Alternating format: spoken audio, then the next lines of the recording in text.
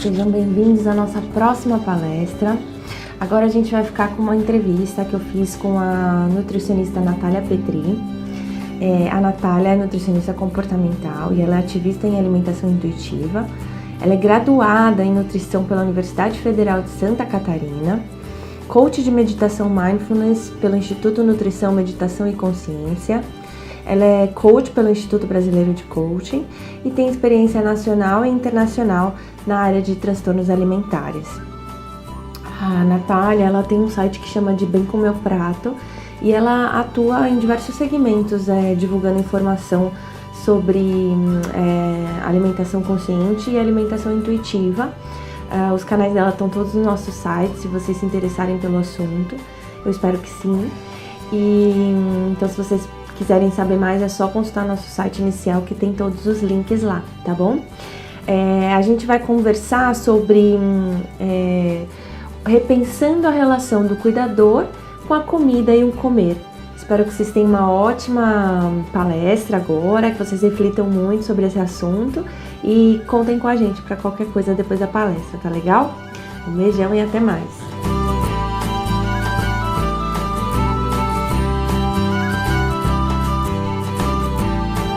Então, olá a todos, sejam todos bem-vindos. A palestra vai ser um bate-papo meu com a Natália Petri. É uma amiga muito querida, eu já conheço há um tempo, a gente já trabalhou juntas, eu sou muito admiradora do trabalho dela como nutricionista. Queria te agradecer, por aceitar meu convite. Sei que você está super corrida, fazendo palestras por todo o Brasil e acho muito legal que você esteja levando essa mensagem adiante. Eu vou só apresentar ela rapidinho, porque eu queria que a Natália mesmo falasse sobre o seu próprio trabalho, mas a Natália é nutricionista comportamental, né, e é coach de meditação mindfulness, e trabalha especialmente com adultos e crianças nessa parte de alimentação consciente e intuitiva, né. Você pode falar um pouquinho sobre o seu trabalho, né, se apresentar, e aí a gente já começa, tá bom? Tá bom.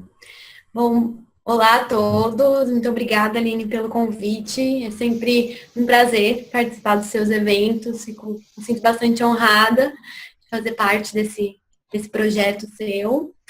Meu nome é Natália Petri, eu sou nutricionista comportamental, moro em São José dos Campos, interior de São Paulo, pertinho da capital.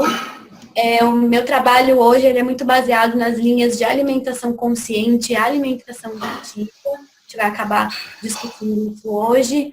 E o meu trabalho é basicamente ajudar pessoas, tanto adultos quanto crianças, que têm alguma disfunção no seu comportamento alimentar, problemas com peso, problemas com a comida, se sente descontrolado perto da comida, ou é muito seletivo com a comida. Então, ajuda a pessoa a modificar esses comportamentos e resgatar sua autonomia alimentar, fazer as pazes com a comida, tudo isso sem sofrimento, sem dieta, sem nada desse tipo.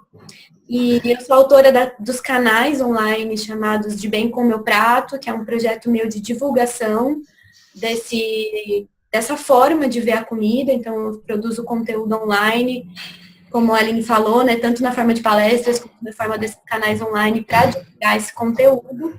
E eu também sou cofundadora do IASSE, que é um Instituto de Alimentação Consciente e Intuitiva, que é um instituto que promove cursos, tanto para profissionais quanto para o público em geral, sobre a área de comportamento alimentar. Acho que seria isso. Legal, obrigada. Eu queria que a gente começasse um pouquinho, falando um pouquinho sobre como que a gente forma nosso relacionamento com a comida, né? Enfim, que idade que isso se consolida e como a gente vai aos poucos adquirindo como a gente vê a comida, né? Essa forma de ver a alimentação. Tá. O nosso relacionamento com a comida, eu acredito que já se forma desde o momento que a gente nasce, que a gente inicia o aleitamento, né? Ele já começa lá no comecinho mesmo da nossa vida, a gente já começa nas primeiras experiências com aleitamento, com a introdução alimentar, depois com as experiências que a gente vai tendo durante a vida, a gente vai aprendendo como se relacionar com a comida. Isso é feito principalmente por observação, Então, eu observo minha família, os meus pais, e eu tendo a imitar os seus comportamentos, e isso também acontece de forma, eu reajo. A forma que os meus pais lidam com a comida, eu reajo a isso. Então, na alimentação intuitiva, a gente costuma falar que todo mundo nasce sabendo comer. Né? Um bebê recém-nascido, que está sendo amamentado, quando ele tem fome, ele chora, e aí a mãe leva ele ao peito, quando ele está saciado, ele para de mamar. Não importa o quanto tempo você segure ele no seu seio, ele não vai mais mamar se ele está saciado. Porque ele tem uma regulação interna muito afinada. Então, quando ele está com fome, ele ingere o alimento, quando ele está saciado, ele para. Então, ele sempre consome o suficiente. E no decorrer da vida, se a gente for incentivado a manter essa conexão com o corpo, a gente vai continuar se alimentando do suficiente, vamos manter nossa saúde, vamos manter também até um peso saudável. E isso, por que eu falo das primeiras experiências, né? Tanto no aleitamento, na introdução alimentar, como a Aline também fala bastante, se os pais costumam forçar muito a comida, né, ou se a criança de alguma forma passa fome, isso ela está recebendo as mensagens de que ela não precisa confiar no corpo dela e que ela tem que confiar num instinto externo. Por exemplo, se a criança, ela sempre é forçada a comer a mais, ela está recebendo uma mensagem de que ela precisa comer mais do que a saciedade dela. Então, ela aprende ali que o que faz ela parar de comer é quando o prato acaba, por exemplo, ou quando os pais dizem que a comida acabou. Então, ali ela está reagindo e o relacionamento dela com a comida já está sendo formado também nesse sentido. Né? Ela sempre tem que comer a mais. Então, tanto eu vou aprendendo em resposta aos estímulos que eu recebo, então, se os meus pais me estimulam a seguir esses sinais, eu vou aprendendo isso. A família em geral, né? Não só os pais, os cuidadores, todo mundo. E eu aprendo também por observação. Então, se os meus pais têm uma alimentação tranquila, é um momento feliz, eles estão felizes, eu vou observando isso, eu tendo a copiar isso também. Então, eu estou copiando e reagindo. Certo. E isso vai durante toda a nossa infância, né? Sim. Toda a nossa infância. Mas a gente pode também ter modificação desses modelos, desses comportamentos, depois que a gente é adulto, não. Mas aí é algo que vem mais consciente, ou não? Você diz outros tipos de interferências? Eu digo, o modo da gente se relacionar com o alimento muitas vezes vai mudando, não vai? Quando a gente vai ficando adolescente, crescendo, isso pode ir se modificando também. Por isso que os diferentes estímulos externos que a gente tem vai ser importante nisso também, durante toda a nossa vida, né? Não é não é o estático, porque agora, até agora foi feito de um jeito, não é possível de ser mudado. Mais ou menos isso. Não, é totalmente possível de mudar. Né? Totalmente possível, tanto de uma criança ou um adulto que não tem um bom relacionamento com a comida, é possível ele recuperar isso e ter um relacionamento tranquilo com a comida. E como é possível também uma criança que virou um adulto que tem um bom relacionamento com a comida, em algum ponto da vida, né, a pessoa, por algum motivo, por exemplo, um adolescente, vamos supor, um adolescente que se relaciona super tranquilamente com a comida, de repente sofre bullying pelo seu corpo, por algum motivo, e aí ele começa a fazer algum tipo de dieta, e aí ele começa a construir um relacionamento ruim com a comida. Entendi. Então, não é nada estático, a qualquer momento eu posso acabar mudando. Entendi. Mas com certeza uma criança, seja se foi na primeira infância ou se mais tarde ela adquiriu ou recuperou um bom relacionamento com a comida, com certeza isso pode ser um fator preventivo. Depois, por exemplo, chegar na adolescência e conseguir se prevenir dessas interferências de muitas dietas, né, coisas comuns da adolescência. Ina, fala um pouquinho pra gente, por que é importante que a gente falando do tema da sua palestra, propriamente dito, né, a gente como cuidador, por que é importante que a gente pense na nossa forma de se relacionar com a comida, né, quais as consequências que a gente está dando enquanto modelo, quais as consequências no futuro da gente estar dando modelos para os nossos filhos? os nossos filhos, ou qualquer que seja, né, a criança que a gente esteja cuidando, porque qualquer que seja o cuidador, ele está dando um modelo para a criança, né? Da forma de se relacionar. Eu acho que justamente por isso, eu acho que é importante que os pais e cuidadores tenham um bom relacionamento com a comida, porque é um modelo, né? Assim como vão ser modelos para diversos outros aprendizados que a criança vai ter, com a comida é da mesma forma. E quando eu digo um bom relacionamento com a comida, eu quero dizer no sentido de uma pessoa que se alimenta de forma tranquila, que a comida não provoca culpa, né? Que às vezes a pessoa não entende as pessoas não entendem o que eu falo de um bom relacionamento com a comida. É verdade. Se você pudesse explicar um pouquinho melhor isso, o que é ter um bom relacionamento com a comida, né? O que é? Por que é importante eu pensar nessas coisas e quais coisas eu preciso pensar? Um bom relacionamento com a comida, eu acredito que seria um comer com tranquilidade, sem culpa, sem ansiedade, sem vergonha, um ato que é natural. Eu como de uma maneira natural. Quando eu estou com fome, eu como. Quando eu paro de comer, quando eu estou saciada, eu paro de comer. É manter realmente uma naturalidade frente à alimentação. Porque hoje em dia é tão mais comum a gente viver muito ansioso, com culpa na comida, que isso tem se tornado um novo normal, né? Um novo comum. Mas, na verdade, um bom relacionamento com a comida seria uma pessoa que se alimenta tranquilamente, que come de tudo, que se nutre também, né, da alimentação, mas de forma natural, sem estar obcecado com aquilo, sem estar extremamente preocupado ou ansioso. Vamos dizer assim que um relacionamento bom com a comida, ele não tem sentimentos negativos frente ao ato de comer. Mas pode ter sentimentos positivos. Pode, sim. A alimentação naturalmente é algo prazeroso, é algo que tem funções sociais, culturais, né? Tem toda essa questão positiva pra gente, sim. Legal. E pensando assim, como que a gente pode olhar para a alimentação saudável, né? Então, é uma dúvida muito forte, assim, é uma dúvida até que eu tenho no meu dia a dia, né? Então, eu prezo por uma alimentação saudável. Eu quero seguir uma alimentação saudável.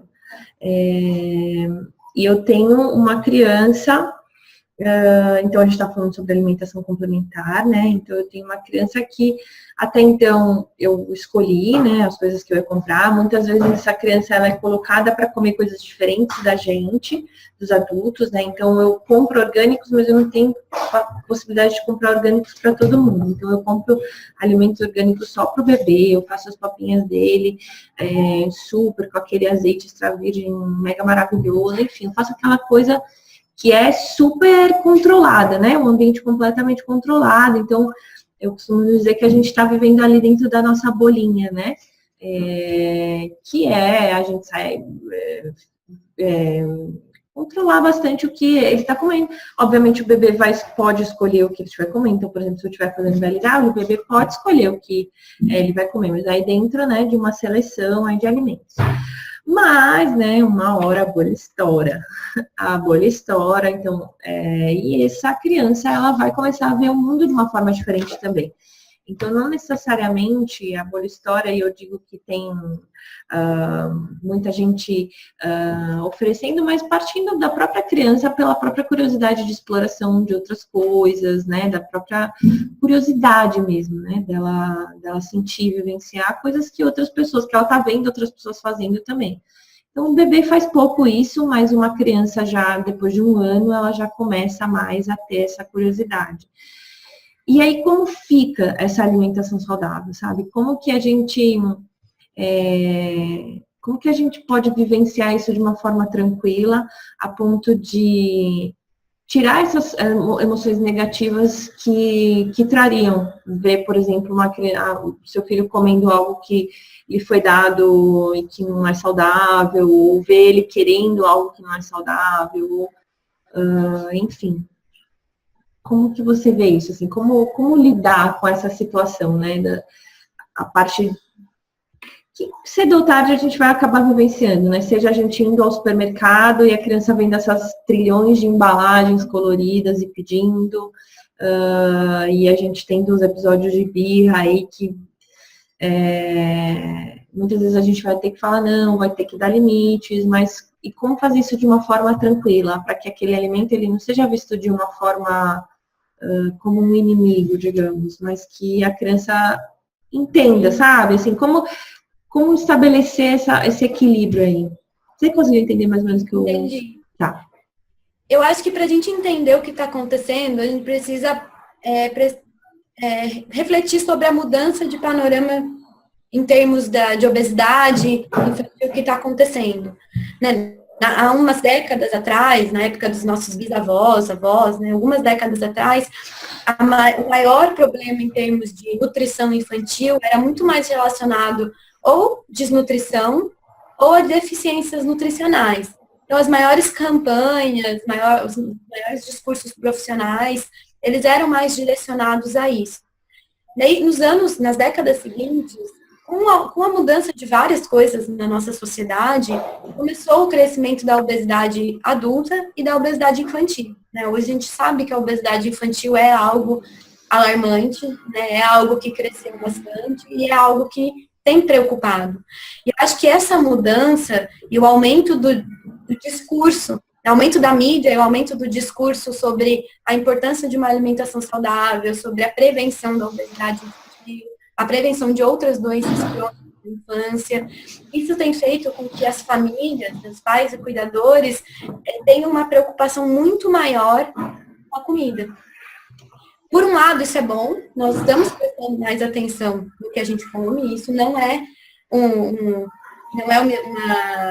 isso é uma estatística, né? Tem estatísticas que mostram que a gente tem prestado mais atenção no que a gente come, mas, por outro lado, a gente tem vivido uma certa obsessão com a comida.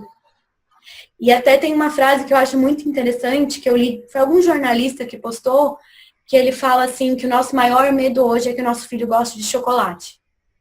Então, essa frase reflete um pouco os nossos sentimentos frente à alimentação do nosso filho. A gente quer que ele goste dos alimentos mais nutritivos e a gente quer que ele não tenha essa predileção por esses alimentos, né, que a gente julga como ruins. E aí o fato da gente ver nosso filho comendo algum chocolate que alguém ofereceu, ou que em algum momento a criança ela vai ter esse acesso. Né? Essa bolha que você comenta, em um momento ela acaba. Quando a criança entra para a escolinha, ou quando ela vai visita a casa dos parentes, já entende o que é aqueles alimentos, né? Ou quando ela começa a caminhar e consegue abrir geladeira, ela começa a ter exposição a diferentes alimentos. Então, em algum momento, ela vai ter exposição aos doces, alimentos assim. E quando a gente vê a criança comendo, né, um brigadeiro na mão, a gente já começa a ficar ansioso. Né? A gente já começa a ficar preocupada, com muito medo que ela goste. A probabilidade de uma criança não gostar de chocolate é baixa, porque é um alimento palatável. Mas isso não quer dizer que uma criança, ela vai... aquele cenário que a gente tem que comida de criança é só chocolate, só biscoito, só todinho, também não é a realidade. Só que a gente fica com tanto medo que o nosso filho não goste muito daquele brigadeiro e a gente acaba lidando de uma maneira tão ansiosa frente a isso, que às vezes a criança, por reagir à forma que a gente está expressando, né, corporalmente, ela acaba, de certa forma, comendo ainda mais daquele alimento. Então, como lidar? Né? Antigamente, isso foi uma coisa que eu já discuti, né, contigo, Aline. Antigamente, eu costumava dizer para as pessoas que a gente não precisava oferecer doces, né, ou alimentos muito salgados, gordurosos para criança, mas que a gente não devia também proibir. Teve uma outra palestra do Conalco que eu expliquei dos efeitos da proibição.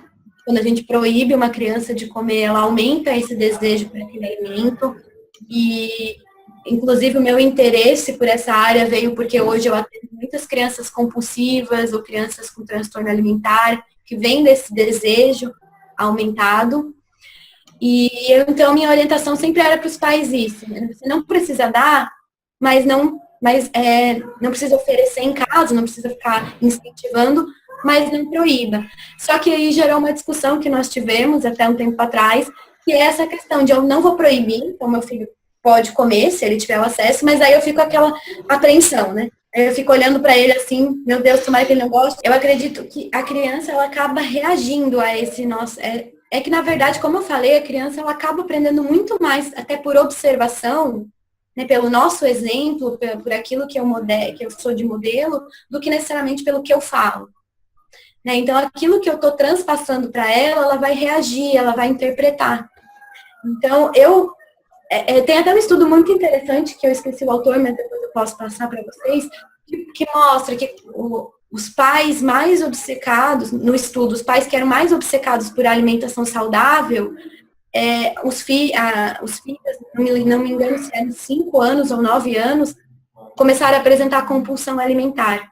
Porque a criança, ela começa, de certa forma, a se sentir privada daquilo. E se sentir culpada também. E se sentir culpada, né? Então, ela começa a responder, né, inconscientemente a esse comportamento.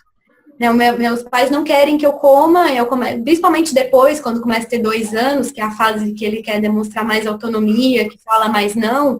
Quanto mais meus pais não querem que eu coma algo, mais eu quero comer.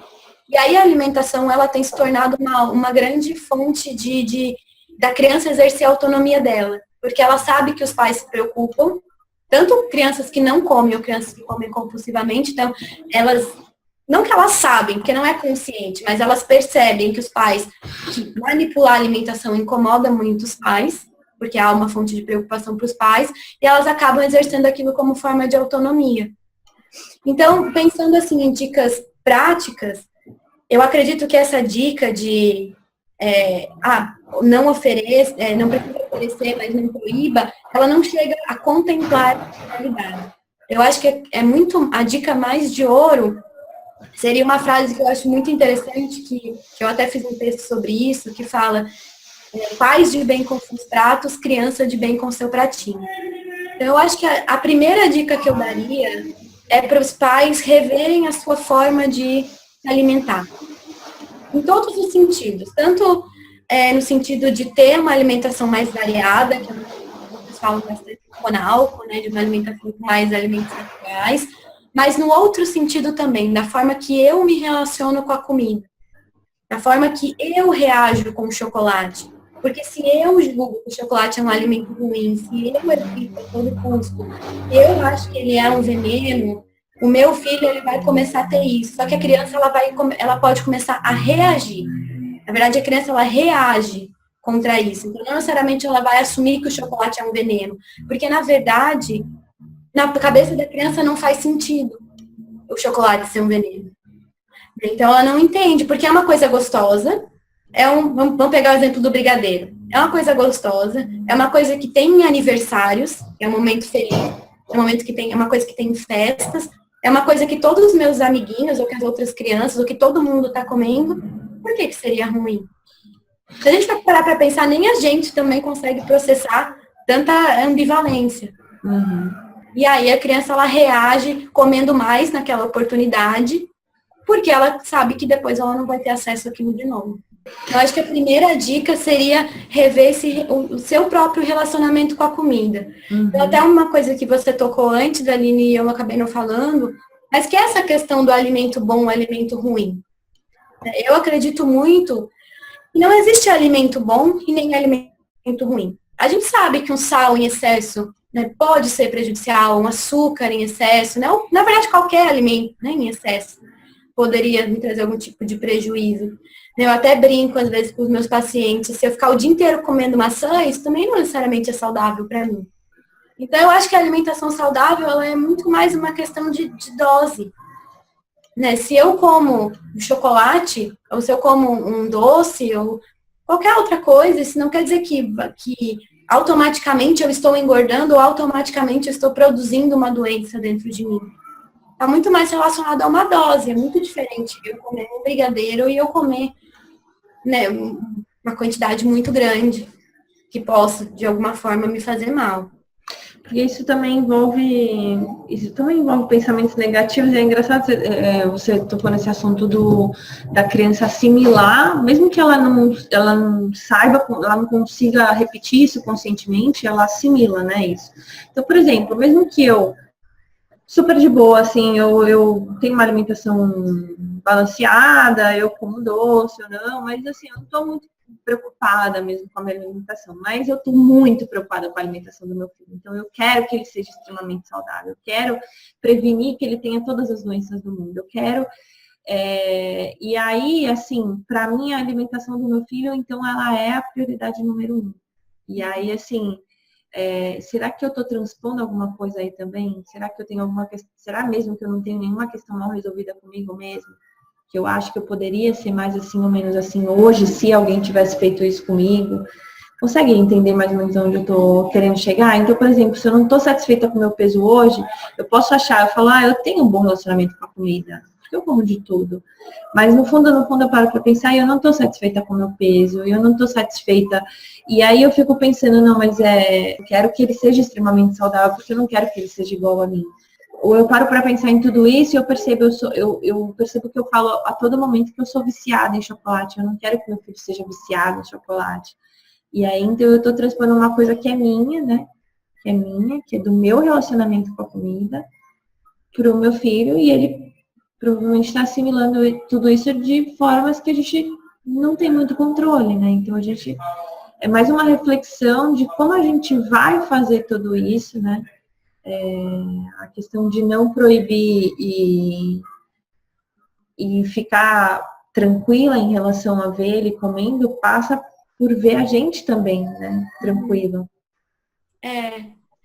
Eu acho que essa sua reflexão é muito pertinente. Inclusive, tem uma coisa muito curiosa que eu vejo no consultório. Assim, várias mulheres já me contaram que, assim, elas me procuram porque querem perder peso, porque não estão com peso muito aumentado. E elas comentam, quando a gente vai falar da história de vida, que a mãe sempre que a mãe tinha problemas com peso e a mãe sempre falava isso: eu não quero que você seja que nem eu. Então, eu acho que isso tem correlações, né? Tá ligado, porque a gente vai ouvindo aquilo, vai assimilando. E é muito interessante porque, né, a gente já tá meio que entrando num outro universo, mas o ganho do peso, falando um pouco do peso, ele não é uma coisa tão matemática, não é só comida e exercício físico, ele tem muitas mensagens. Tem muito a ver com a minha infância, com relacionamento com a mãe, com relacionamento com a vida. Então, são várias outras coisas que, hoje, por o peso ser algo tão importante, ele acaba sendo afetado. Só fazendo um parênteses, mas essa sua reflexão ela é muito pertinente. E no caso, os seus filhos ficarem ouvindo, eu sou viciada em chocolate, isso pode causar, eles podem interpretar isso de alguma maneira, ou, na verdade não interpretar, né, mas assimilar isso de alguma maneira. E eu queria tocar nessa questão do peso, sim, porque eu acho bastante importante até, porque a questão do peso é na infância que começa, né? Quando vai para a escola e já começa os coleguinhas a falar sobre o peso, a fazer daquilo um xingamento. E uma coisa que eu tenho visto bastante é a gente falando, bebê gordinho não é igual a bebê saudável. Mas aí a gente está deixando criar uma mentalidade de que criança gordinha é doente. E o quanto isso carrega, o que a criança acaba carregando durante toda a vida e como que a comida acaba sendo um peso para ela. Então, assim, são consequências que a gente precisa parar para refletir hoje, agora, né? Que a gente está pensando no momento de alimentação complementar.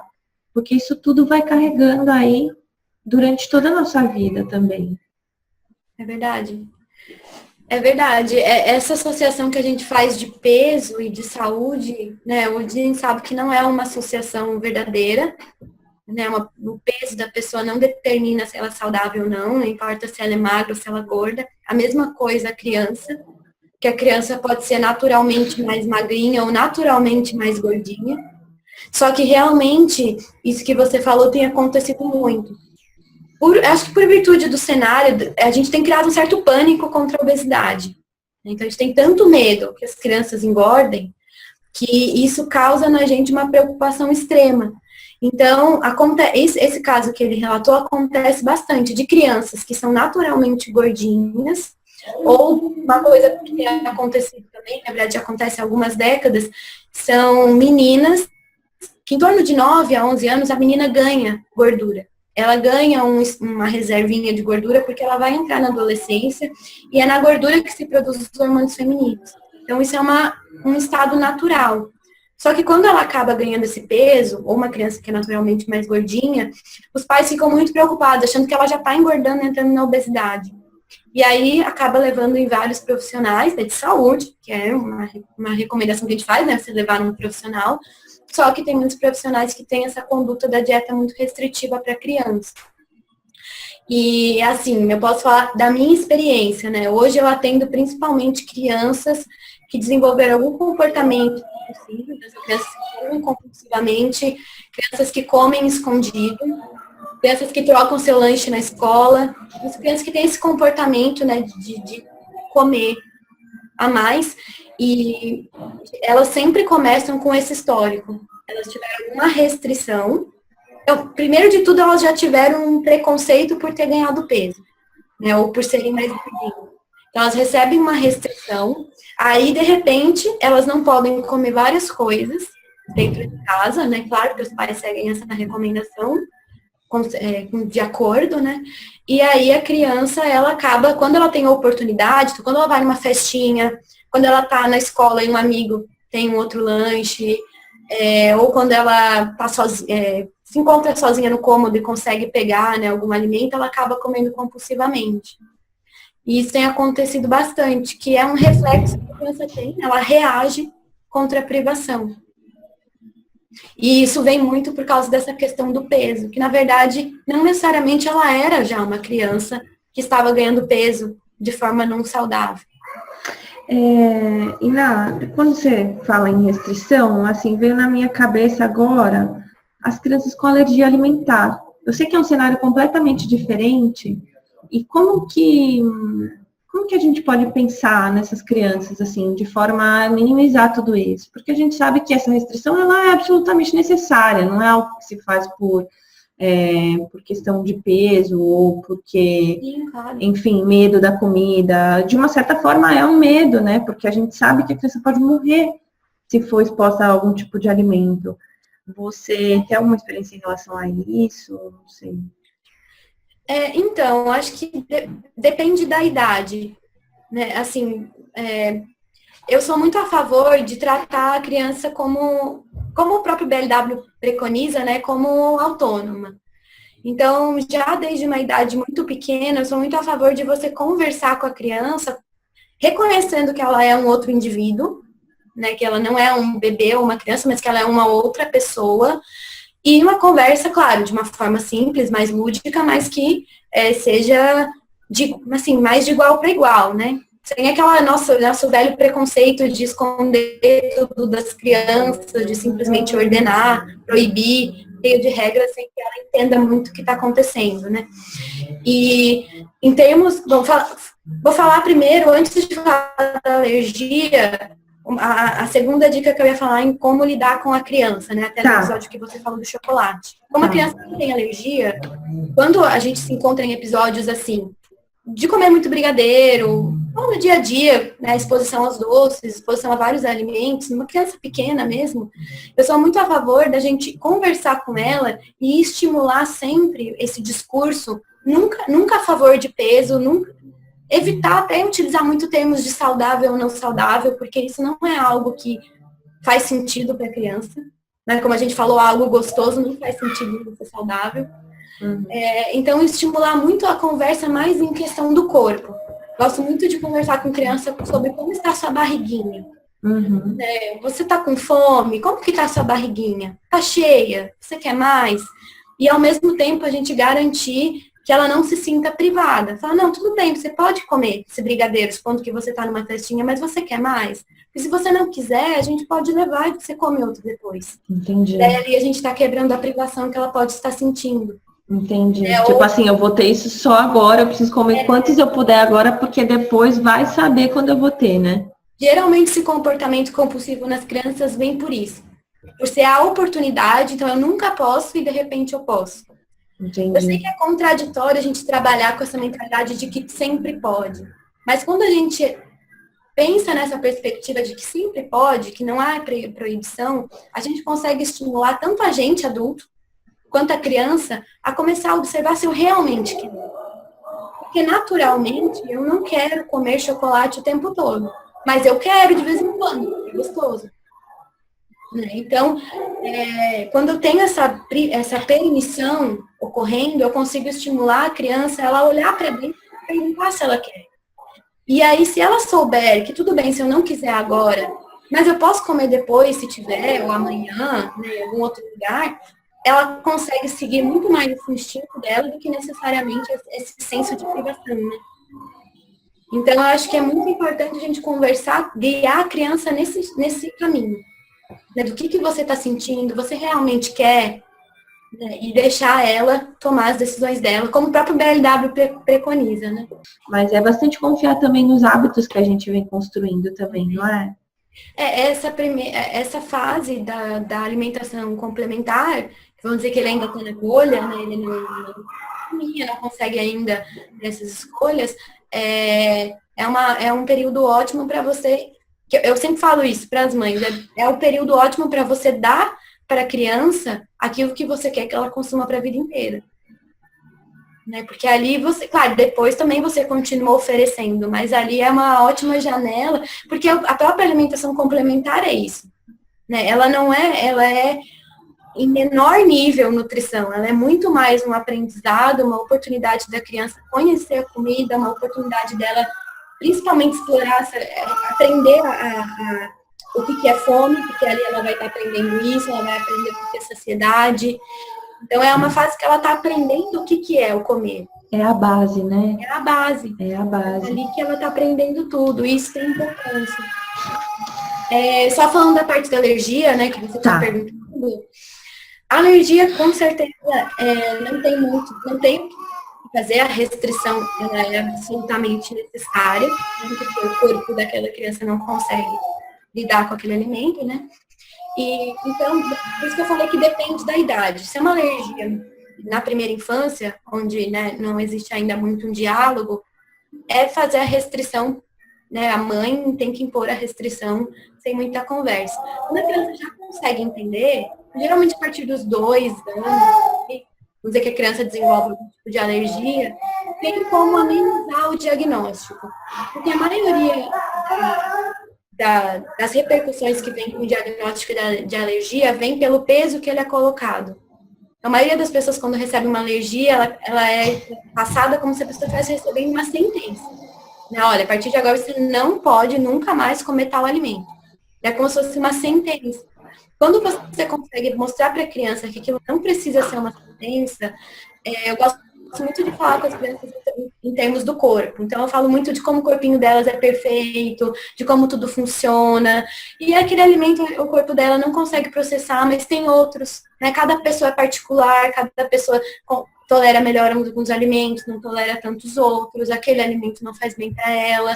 Então, ela consegue receber aquilo de uma forma mais, sabe, tranquila. Fala, não, tudo bem, me faz mal quando eu como.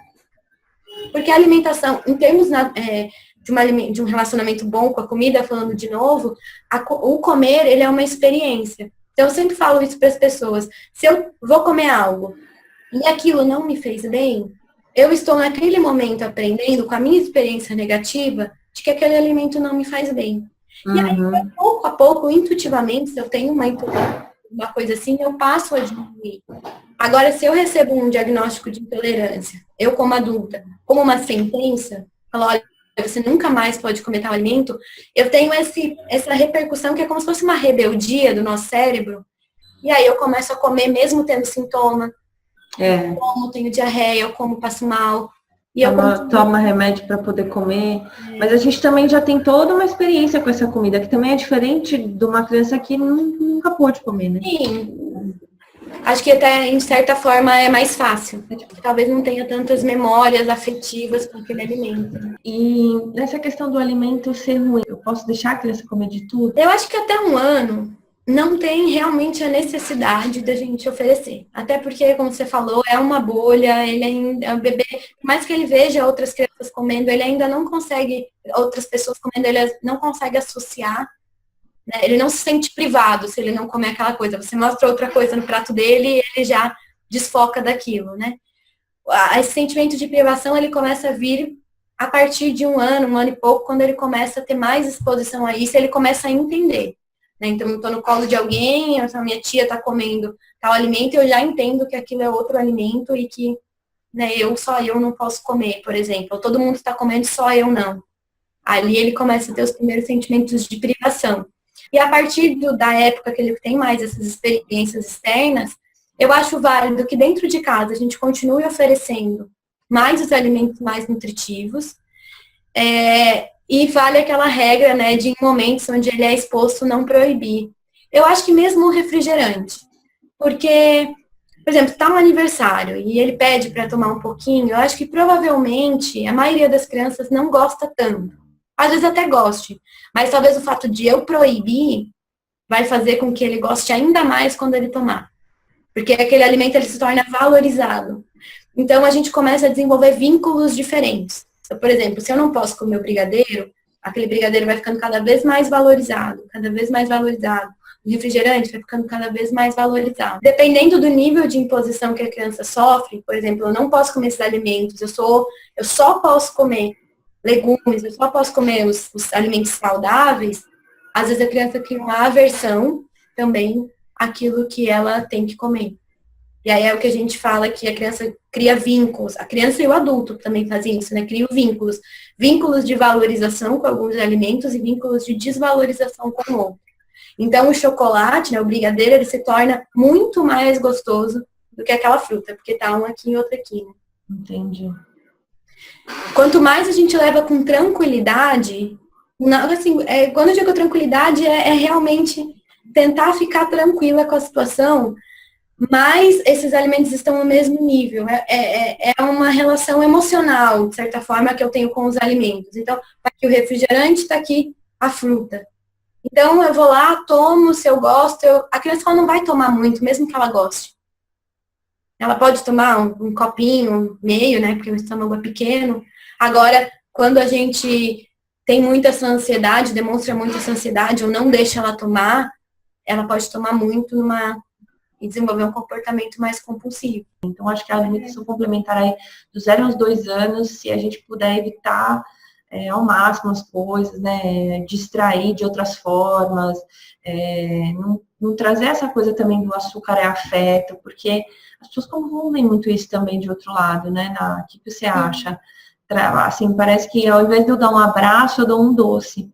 A criança tá triste, eu não vou lá e abraço, eu dou um doce. Isso também tem a gente está valorizando de uma forma diferente, né, o doce. Você está passando uma mensagem.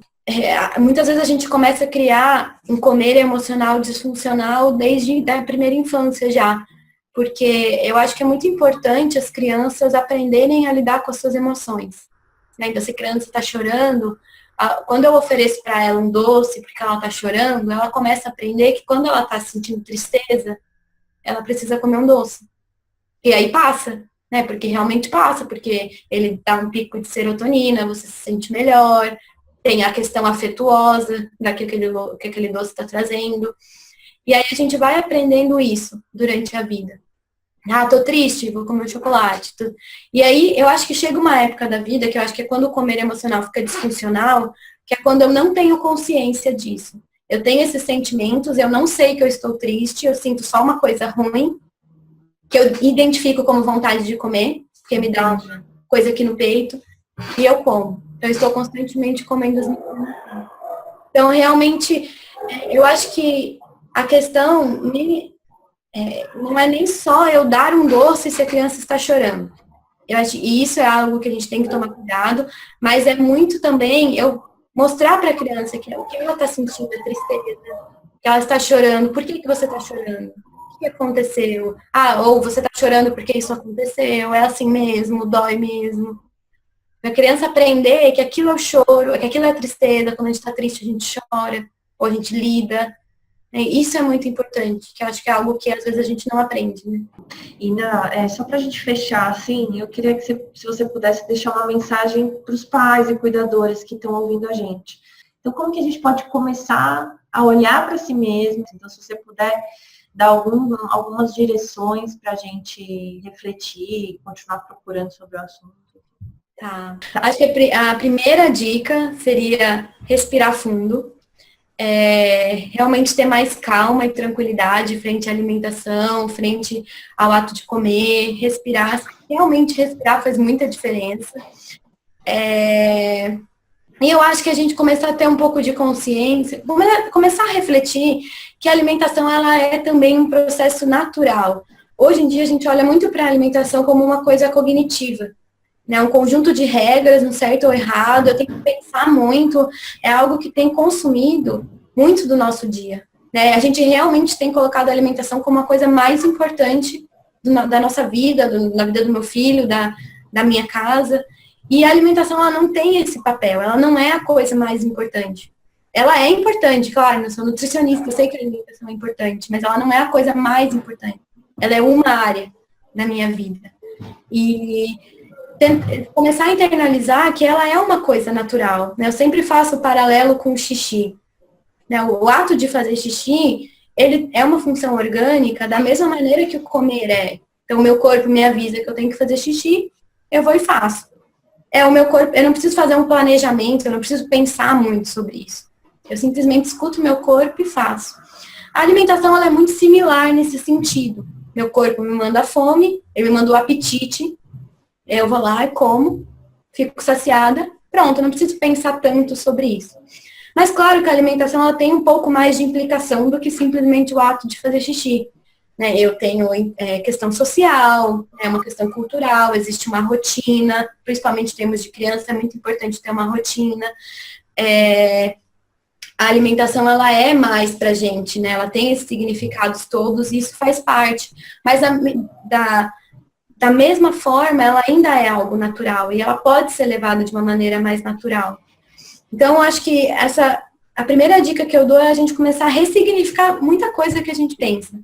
Refletir mesmo sobre o que é a alimentação saudável. Será que é mesmo esse conjunto de regras? Será que eu tenho que seguir tudo que eu vejo por aí? Será que todo mundo tem que ter exatamente a mesma alimentação? Né? Será que todo mundo tem que estar tomando suco verde? Será que todo mundo tem que seguir as mesmas orientações? Então, eu gosto muito de falar também que a nutrição, ela hoje é vista, hoje não, há muitas décadas a nutrição já é vista como algo ditatorial. A gente vai lá e descobre que a gordura é ruim, então pronto, ninguém come gordura. Depois a gente vai lá e descobre que o carboidrato é ruim, tá? Então agora todo mundo volta a comer gordura e tira o carboidrato. Mas a verdade é que a nutrição ela não é uma ciência ditatorial. Ela não é um conjunto de regras que se aplica a todo mundo. Ela estuda os nutrientes, a intervenção no corpo de uma maneira geral, geralmente em animais ou em populações por meio de hipóteses, né? Então, ela não é uma coisa tão preta no branco. E as orientações que a gente tem, elas são no sentido de orientar mesmo, mas não no sentido de ditar. Então, antes de tudo, deveria vir o meu senso crítico. Essa orientação que eu estou aprendendo, ela cabe para mim? Ela cabe na minha vida? Ela cabe na minha casa? Porque às vezes não cabe. Então, acho que vale a pena a gente refletir. Quando eu falo de refletir sobre o meu relacionamento com a comida, é refletir sobre tudo isso. Sobre o que é a alimentação saudável para mim, o que a alimentação significa para mim. Eu escuto o meu corpo, eu percebo a minha fome, eu percebo a minha saciedade. Eu tenho medo de algum alimento, porque se eu tenho medo do chocolate, se eu tenho medo de algum alimento, meu filho também vai receber isso, porque ele vai sentir em mim esse medo quando eu estiver perto desse alimento. Então, eu começar a olhar para tudo isso e começar a ver como que tá esse relacionamento com a comida. Ele tá bom ou ele tá com culpa? Ele tá com medo? Ele tá tomando toda minha energia do dia? Então, acho que essa é a maior dica que eu dou. Tanto que eu trabalho muito com criança, mas todo o tratamento que eu faço com criança, a metade é com os pais. Porque eu ajudo a criança nas algumas questões dela, mas principalmente para os pais ressignificarem a relação deles com a comida, porque eles mudando, inevitavelmente a criança muda também. Legal. Então, essa é a dica que eu deixo. E se você, né, espectador aí, né, as pessoas que estão assistindo, sente que você sente culpa, que você pode ter compulsão, ou está insatisfeito com o seu peso, tem muito efeito sanfona, ou vive muito obcecado com a alimentação saudável, talvez procure um profissional, um nutricionista comportamental para te ajudar a rever esse relacionamento com a comida. E existe muita literatura bacana também que pode ajudar nesse sentido. Né? No meu site, depois a Aline coloca, né? Tem bastante literatura, eu escrevo algumas coisas para os pais também, para trabalhar o relacionamento do filho. Tem um outro site também, que é um portal que eu conduzo junto com outras nutricionistas, que se chama Sentidos do Comer, www.sentidoscomer.com. Lá tem uma aba de livros, tem uma aba de artigos, então são livros e artigos sobre alimentação consciente, sobre alimentação intuitiva, para quem quiser saber mais. E também tem o meu e-book, né? O meu e-book que é Alimentação Intuitiva na Primeira Infância, que eu falo sobre como o relacionamento com a comida se forma e sobre as 3 fases, as 3 primeiras fases que a criança passa. O aleitamento, a introdução alimentar e depois as primeiras experiências sociais, de escolinha, aniversários, como lidar com essas fases para que a criança tenha um bom relacionamento com a comida. E espero que tenha sido bastante produtivo, que vocês reflitam bastante sobre o relacionamento de vocês com a comida. E eu espero também que vocês se reapaixonem pela alimentação, que ela volte a ser algo prazeroso, se não é, né, que possa ser algo bem leve, bem gostoso, que toda essa ansiedade, essa culpa possa pouco a pouco se dissipar. Legal, Ana. Muito obrigada, viu? Obrigada pela sua presença, obrigada pelo papo. Tanto como organizadora do evento, também como mãe, aprendo muito com você sempre.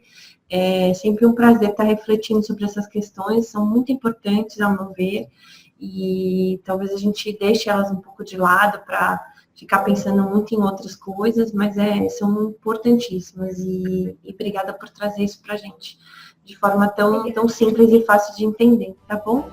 Tá bom, obrigada, gente. Valeu e até a próxima, Ana. Até a próxima.